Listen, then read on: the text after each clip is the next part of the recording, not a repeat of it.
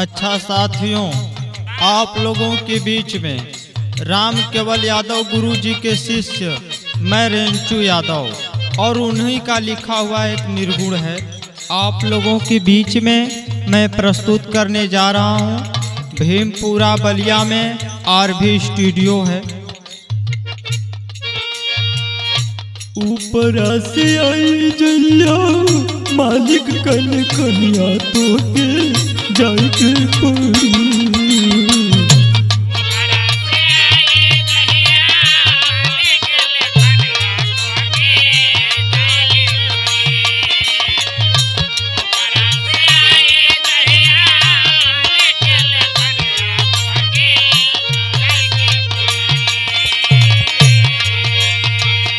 छोड़ के घर वाना गरिया भैया तो के जाके पड़ी।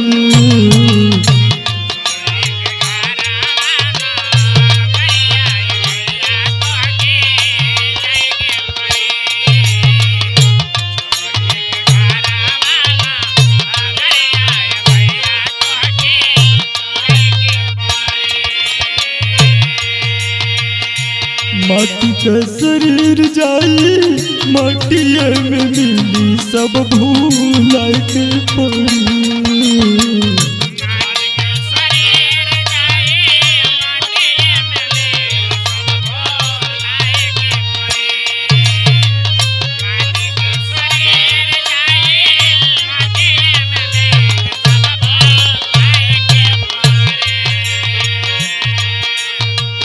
माटी का शरीर जाई माटिया में मिली सब भूलाए के पड़ी। आई जहिया मालिक कैसी पहिया भैया तो के जाके पड़ी।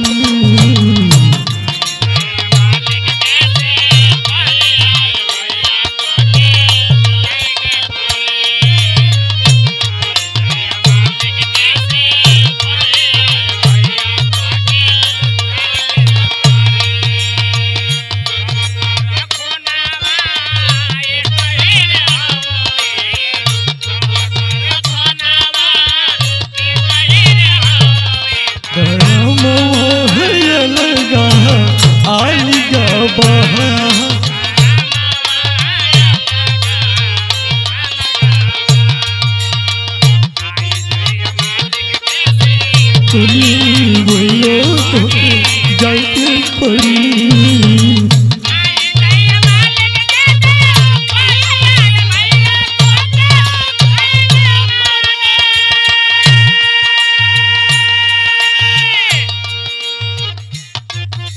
लास्ट में राम केवल गुरु जी का लेखनी बहुत ऊंची बात कहले बा का मास्टर। मरला के बाद लोग झूठी सुनाया पाना।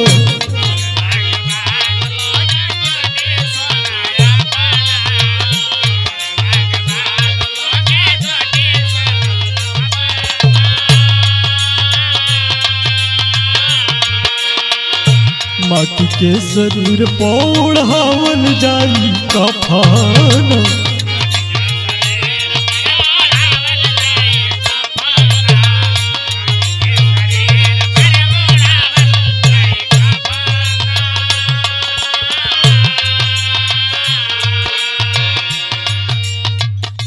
मरला के बाद लोग रूटी सब अपना। माटी के शरीर पौड़ावल जाई कफाना। रिंचू राम केवल गावे रिंचू राम केवल गावे निर्गुण बजलिया तो के जाके पड़ी।